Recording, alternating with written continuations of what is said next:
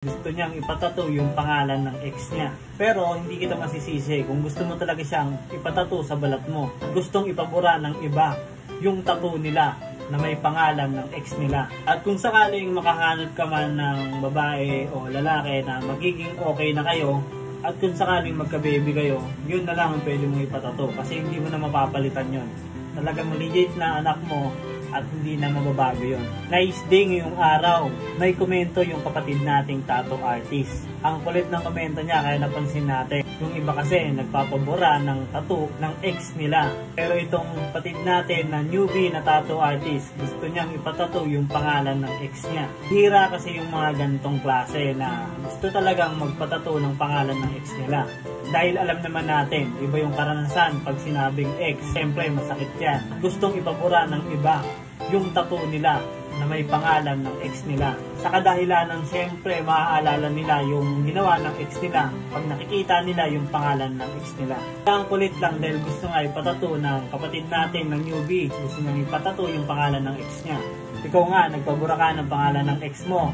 Talagang pinabura mo at dapat walang bakas ng pangalan ng ex mo para hindi mo na maalala yung pangalan niya.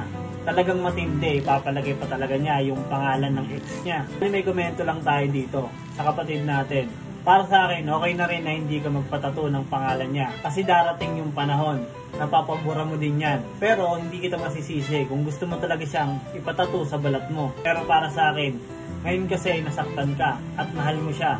Pero alam kong makakahanap ka pa o makakatagpo ka pa ng ibang babae, lalaki man yan. Kung sino man yung nakakaranas ng ganyan. Kung sakaling gusto nyo pang ipatato yung ex nyo, huwag nyo nang ipilit na ipatato. Dahil alam kong ipapabura nyo rin yan. Kasi pag nakatagpo na kayo ng babaeng mas okay at naging okay talaga kayo, talagang ipapabura mo na yung pangalan ng ex mo. Kasi nga darating yung panahon na makisumbat pa yan ng bagong partner mo.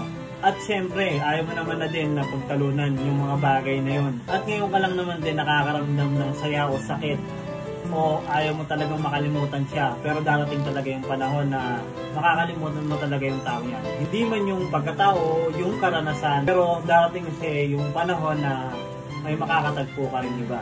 Mas mainam na ipatato mo na lang yung pangalan ng magulang o kamag-anak mo na talagang nakakasama mo naman. At kung sakaling makahanap ka man ng babae o lalaki na magiging okay na kayo, at kung sakaling magka-baby kayo, yun na lang ang pwede mong ipatato kasi hindi mo na mapapalitan yun.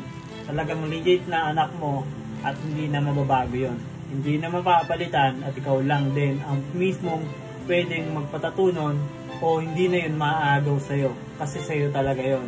Ang asawa pwede pong balitan, pero yung anak at magulang hindi na. Kaya alam mo na ang dapat mong ipatato, wag na yung ex mo. Kaya hanggang dito na lang, si Jason, kapitan lang.